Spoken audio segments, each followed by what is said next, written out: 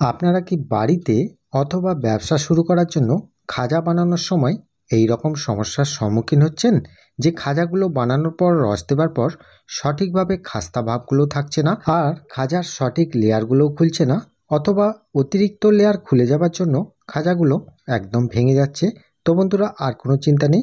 আজকে আমি আপনাদেরকে দুটো পদ্ধতিতে খাজা তৈরি করে দেখাবো। দুটো পদ্ধতি কিন্তু প্রফেশনাল।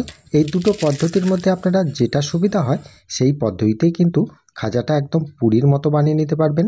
তো বন্ধুরা, আপনারা যারা ব্যবসা শুরু করেছেন বা শুরু করবেন বলে ভাবছেন বা বাড়িতে তৈরি করবেন, তাদের জন্য আজকের ভিডিওটা আমি একদম সিম্পল এবং সাধারণভাবে দেখাবো। তো বন্ধুরা, আমি মিনাল, মিষ্টির কারিগর, আর আপনারা দেখছেন বেঙ্গল সুইটস চ্যানেল। তাহলে সবার প্রথমে প্রফেশনাল খাজা বানানোর জন্য আমি এখানে ময়দা নিয়ে নিচ্ছি। আমি এখানে 4 কাপ মেজারিং কাপের ময়দা নিয়েছি। এখানে ওজন করলে 500 গ্রামের মতো হবে। আপনারা চাইলে এর থেকে বেশি বা কম পরিমাণ করে নিতে পারেন, তবে যতটাই করেন না কেন পরিমাপটা বা পদ্ধতিটা কিন্তু একই রকম থাকবে। এবারে এখানে দেখুন অল্প করে একটু লবণ দিয়ে দিলাম। লবণটা কিন্তু সম্পূর্ণ অপশনাল। এবারে দেখুন এখানে 4 কাপ ময়দার জন্য হাফ কাপ আমি এখানে ডালদা ঘি একটু ভালো করে গলিয়ে তারপর এতে দিয়ে দিচ্ছি। এখানে সাধারণত 1 কেজি ময়দার জন্য 200 গ্রাম ডালদা দেওয়া যেতে পারে, আর এখানে 500 গ্রামের জন্য 100 গ্রাম। তাহলে এখানে হিসাবটা ভালো করে মনে রাখবেন। এবারে এখানে আপনারা যদি ডালদা ঘিয়ের পরিবর্তে সাদা তেল দিয়েও করতে চান তাতেও কিন্তু হবে, আর এখানে যদি আপনারা গাওয়া ঘি দিয়ে করতে চান তাতেও কিন্তু আপনারা ময়ানটা দিতে পারবেন। তবে যেটাই দেন না কেন সঠিক পরিমাপ আর পদ্ধতিটা কিন্তু ভালো করে দেখে রাখবেন। এবারে এখানে দেখুন প্রথমে আমি 1 কাপ কুসুম গরম জল ভালো করে দিয়ে ময়দাটিকে মেখে নিয়েছি। তারপর লাগলে আমি অল্প অল্প করে জল দেব। আর এই ময়দাটিকে একটু শক্তও নয় আবার খুব নরমও নয়, মিডিয়ামভাবে মেখে এটাকে আমি ভালো করে রেস্টে রেখে দেবো। দেখুন এখানে ময়দার স্ট্রাকচারটা কীরকম হয়েছে আপনারা নিশ্চয়ই দেখে বুঝতে পারছেন। তাহলে এখানে 500 গ্রাম ময়দাটি মাখার জন্য এখানে আমার লাগলো 1 কাপ আর হাফ কাপের মতো জল। এবারে তারতম্য অনুযায়ী জলটা কিন্তু কম বেশি লাগতে পারে। এবারে এটাকে আমি 10 মিনিটের জন্য রেস্টে রেখে দেবো। আর এটা যতক্ষণ রেস্ট হচ্ছে ততক্ষণ আমি এখানে চিনির রসটা তৈরি করে নিচ্ছি। এখানে আমি 1.5 কাপের মতো চিনি দিয়েছি, আর 1.5 কাপের মতো চিনির জন্য এখানে আমি 1 কাপের কিছুটা পরিমাণ কম জল দিয়ে দিলাম। মানে এখানে 1 কেজি চিনির জন্য 500 ml জল ধরা হচ্ছে, আর এখানে 1 কাপ চিনির জন্য হাফ কাপ জল ধরা হচ্ছে। এই হিসাবটা আপনারা মনে রাখবেন। এবার চিনি আর জলটাকে ভালো করে ফুটিয়ে একটা রস তৈরি করে নিয়ে হাতে করে নিয়ে যখন দেখবেন এরকম একটা আঠালোর মতো হয়ে গেছে বা চিনিটা যখন গলে যাচ্ছে, তখনই কিন্তু গ্যাসের ফ্লেম অফ করে দিয়ে এবারে এতে 1 চামচের মতো লেবুর রস দিয়ে দেবেন। চিনির রসেতে লেবুর রসটা সম্পূর্ণ অপশনাল, আপনাদের পছন্দ অনুযায়ী আপনারা দিতে পারেন। লেবুর রসটা দেওয়ার কারণে চিনির রসটাকে খুব সহজে জমতে দেয় না। এবারে এখানে আমি একটা লিকুইড তৈরি করে নেব, যেটা আমাদের খাজা তৈরি করার জন্য লাগবে। এখানে আমি 4 চামচের মতো কর্নফ্লাওয়ার, অথবা কর্নফ্লাওয়ার যদি না থাকে এখানে অ্যারারুট দিতে পারবেন। এবারে এতে সাদা তেল বা রান্নার তেল এখানে 10 চামচের মতো দিয়ে দেবেন। আর এই স্ট্রাকচারটা দেখবেন খুব লিকুইডও না হয় আবার খুব মোটাও না হয়, এই রকম টাইপের একটা লিকুইড করে আপনারা এটা খাজা তৈরি করার জন্য লাগবে। বা এটা কিভাবে আমি ব্যবহার করব সেটা আমি দেখিয়ে দিচ্ছি। তার আগে এটা ভালো করে দেখে নিন স্ট্রাকচারটা কীরকম আমি রেখেছি। এবার এই লিকুইডটা তৈরি করে নেওয়ার পর আমি এখানে যে ময়দাটা রেস্টে রেখেছিলাম সেই ময়দাটা এখানে নিয়ে নিয়েছি। আর এই স্ট্রাকচারটা দেখুন আগের থেকে কিন্তু অনেকটাই নরম হয়ে গেছে। এবার এটাকে আমি ভালো করে একবার হাতে করে মেখে নেব।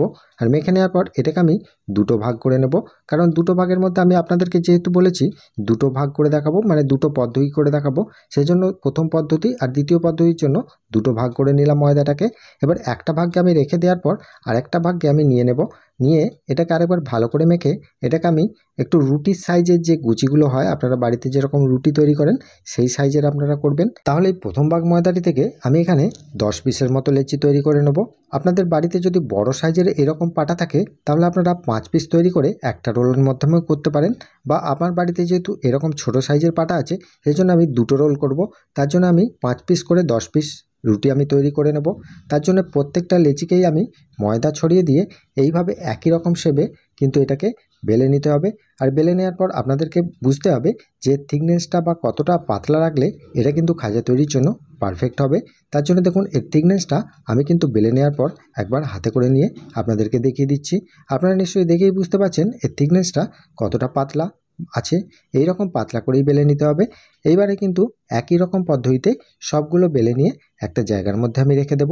আর সবগুলো বেলা হয়ে গেলে এখানে আমি দেখুন এখানে একটা একটা করে রুটির মতো নিয়ে এগুলোকে আমি খাজা তৈরির জন্য প্রসেস তৈরি করব। তার জন্য প্রথমে একটা রুটি এইভাবে নিয়ে উপর থেকে যে লিকুইডটা আমি তৈরি করে রেখেছি যে অ্যারারুট আর তেলের মিশ্রণ দিয়ে, সেটা আমি এখানে 1 চামচ দিলাম। আর 1 চামচ দিয়ে এটাকে আমি হাতে করে চারিদিকটা মাখিয়ে দেব।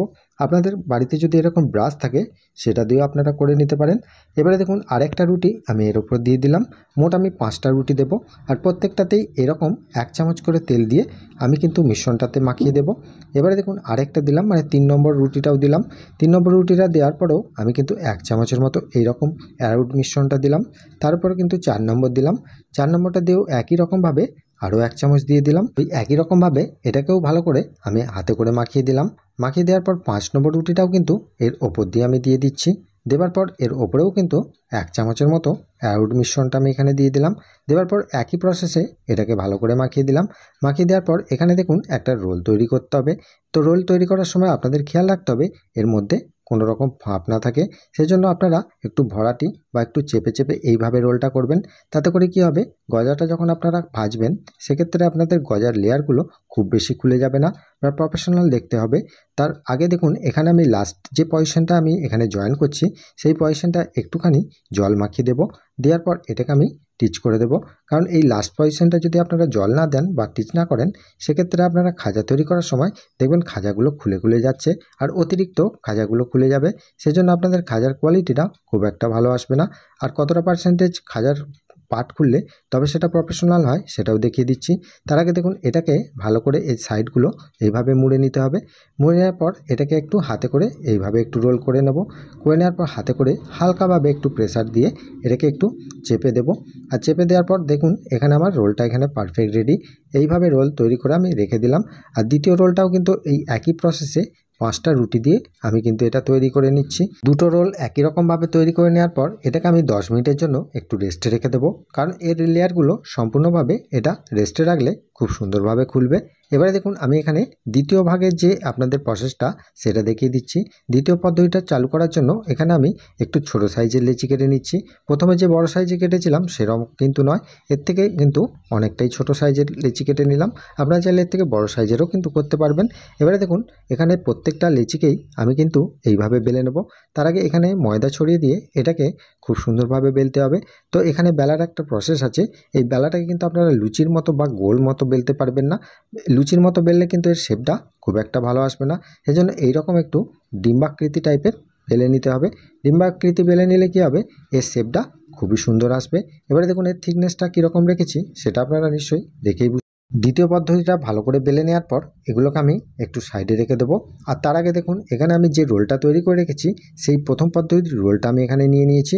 নিয়ে এইভাবে একটু সাইডের অংশগুলোকে বাদ দিয়ে দিচ্ছি, কারণ সাইডের অংশগুলো বাদ না দিলে গজার শেপটা খুব একটা ভালো আসবে না। এবার এটাকে আমি একটু মিডিয়াম সাইজের করে কেটে নিচ্ছি। আপনারা চাইলে এর থেকে বড় বা ছোট করে নিতে পারেন, তবে যেটা দিয়ে কাটবেন না কেন ছুরিটা কিন্তু একটু ধারালো করে নিতে হবে। এবারে দেখুন এর লেয়ারগুলো আপনারা নিশ্চয়ই বুঝতে পারছেন। আর এর প্রসেসটার জন্য এখানে এগুলোকে আমি একটু সাইডে রেখে দিলাম। সাইডে রেখে দেওয়ার পর একটা একটা করে এটাকে বেলে নিতে হবে। আর এখানে কতটা বেললে তবে পারফেক্টলি এই গজার বা এই খাজার লেয়ারগুলো খুলবে সেটা দেখে নিন। এখানে প্রথমে একটা নিয়ে এইভাবে আঙুলে করে একটু প্রেস করে দেওয়ার পর একটা বেলুনে করে জাস্ট উপর দিয়ে একটু হালকাভাবে চালিয়ে দিতে হবে। এর থেকে বেশি পরিমাণ বেলে নিলে কি হবে, খাজার পাটগুলো খুব একটা ভালো খুলবে না। সেজন্য একবার শুধু বেলুনটাকে এইভাবে চালিয়ে নিয়ে প্রত্যেকটাই কিন্তু একই রকম শেপে আমি বেলে নিলাম। আর এগুলো বেলে নেওয়ার পর বেশিক্ষণ আপনারা ফেলে রাখবেন না, তাড়াতাড়ি কিন্তু ভেজে নিতে হবে। আর এখানে দেখুন দ্বিতীয় প্রসেসটা যে আমি করে রেখেছি বা বেলে রেখেছি সেই বেলাটাকে আমি কিভাবে করি সেটা একবার ভালো করে দেখে নিন, কারণ এই পদ্ধতিটা কিন্তু খুবই সহজ। এই পদ্ধতিটা তৈরি করতে আপনাদের কোনো অসুবিধা হবে না। আর এইটাকে আমি একটার পর একটা এইভাবে পাট করে করে একটা লেয়ার তৈরি করে নিচ্ছি। এখানে 4টে কি 5টা পাট কিন্তু আপনারা তৈরি করে নিতে পারবেন। এবারে এইভাবে পাটটা করে নেওয়ার পর আঙুলে করে এইভাবে এটাকে ওপর দিয়ে মুড়ে দিতে হবে। আর মুড়ে দেওয়ার পর এই জয়েন্ট মুখটায় একটু হালকা করে আমি এখানে জল লাগিয়ে দিচ্ছি, কারণ জল লাগালে কি হয় এটা খুব সহজে টিচ হয়ে যায় আর সহজে খুলেও যায় না। এইভাবে করে নেওয়ার পর আমি প্রত্যেকটাই কিন্তু একই রকমভাবে করে নিচ্ছি। আর এটা যে কত সুন্দর লেয়ারটা হয়েছে সেটা আপনারা নিশ্চয়ই দেখে বুঝতে পারছেন। এর লেয়ারটা খুব সুন্দরভাবে দেখা যাচ্ছে। এইভাবে আমি প্রত্যেকটাই করে নিলাম। আর এইভাবে করে নেওয়ার পর এটাকেও কিন্তু আমরা একটু বেলে নেব। আর এটা বেলার জন্য অবশ্যই বেলুনটাকে শুধুমাত্র ওপর দিয়ে একটু হালকাভাবে চালিয়ে দেবেন। এটাকে খুব বেশি পরিমাণ পাতলা করে বেলে নিলে এর পাটগুলো কিন্তু খুলবে না। এইভাবে কিন্তু একই রকমভাবে প্রত্যেকটাই আমি করে নিলাম। করে নেওয়ার পর এগুলোকে আমি রেখে দিচ্ছি। আর এগুলোকে আমি প্রত্যেকটাই অল্প অল্প করে ভেজে নেব। তাহলে খাজাগুলো ভাজার জন্য এখানে কিন্তু স্টেপটা কিন্তু খুবই গুরুত্বপূর্ণ। এখানে তেলের টেম্পারেচারটা কিন্তু খুবই বড় ম্যাটার করছে। এবারে দেখুন তেলটা দিয়ে গ্যাসের ফ্লেমটিকে আমি অন করে দিয়ে গ্যাসের ফ্লেমটি একদম হালকা রাখতে হবে। আর এইরকম হালকা তেলের মধ্যেই কিন্তু এখানে খাজাগুলোকে ছেড়ে দিতে হবে। আর এখানে খাজাটা ছাড়ার সঙ্গে সঙ্গে দেখবেন একটু হালকা করে বিলবিল করে উঠছে, তখনই বুঝবেন এই তেলটা কিন্তু খাজা ভাজার জন্য পারফেক্ট আছে।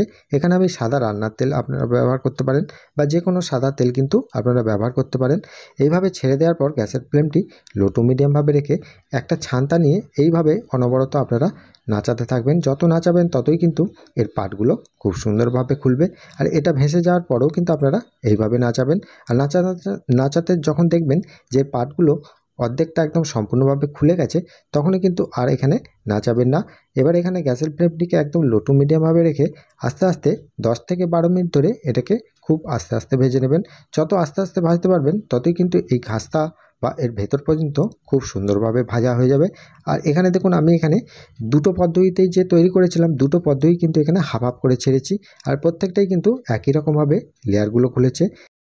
প্রথম স্টেপে গজাগুলো ভেজে নেওয়ার পর বা খাজাগুলো ভেজে নেওয়ার পর দ্বিতীয় স্টেপে যখন আপনারা ভাজবেন তখন কিন্তু তেলটাকে অবশ্যই একটু ঠান্ডা করে যেরকমভাবে ছেড়েছি সেই পদ্ধতিতেই কিন্তু আপনারা ছেড়ে ভাজতে পারবেন।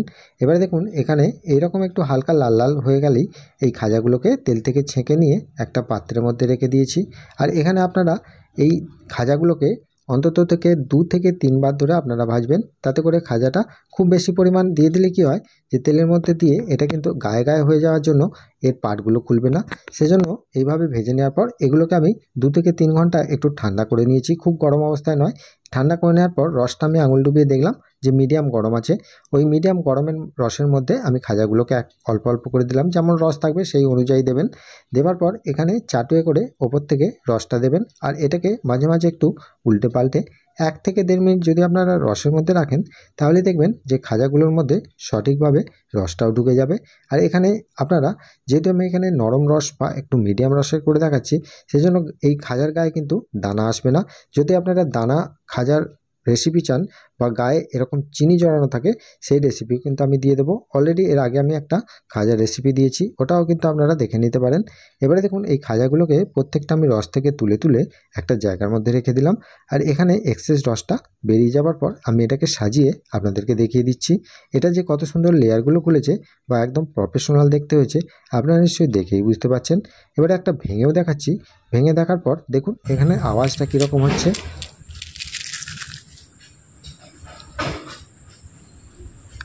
একদম মুখে দিলেই কিন্তু এটা সম্পূর্ণভাবে মিলিয়ে যাবে। আর এতটাই খাস্তা হয়েছে যে আপনারা না দেখলে বা না তৈরি করলে কখনোই এটা বুঝতে পারবেন না। একদম প্রফেশনালভাবে আপনাদেরকে দেখিয়েছি। এই পদ্ধতিতে যদি আপনারা তৈরি করেন আপনারা ব্যবসাও শুরু করতে পারবেন, অথবা বাড়িতেও তৈরি করে আপনারা স্টোর করে রাখতে পারবেন। আশা করি আজকের রেসিপিটা আপনাদের বুঝতে কোনো অসুবিধা হয়নি। তো বন্ধুরা, আজকের রেসিপিটা যদি আপনাদের ভালো লাগে তাহলে আমাকে প্রত্যেকবারের মতো কমেন্টে জানাতে অবশ্যই ভুলবেন না। নমস্কার।